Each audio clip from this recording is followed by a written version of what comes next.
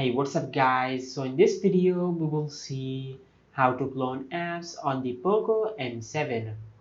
Now to do that, just open the settings app on your smartphone. From here just scroll down and tap on apps.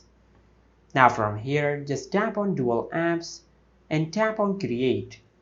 Now just enable the toggle for the apps which you want to create a clone of. Just like that.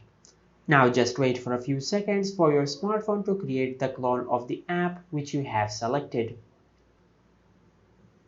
Just like that.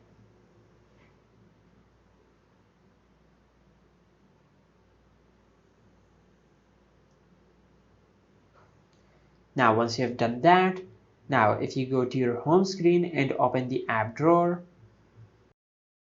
you will find the clone of the apps which we have created. Just like that. And as you can see, the cloned version has an icon at the bottom left corner to indicate that this is the cloned version of the original app. And this is how you can clone apps on the Poco M7. If you found this video helpful, please like the video and subscribe to our channel and hit the bell icon to get notified when we upload a new video.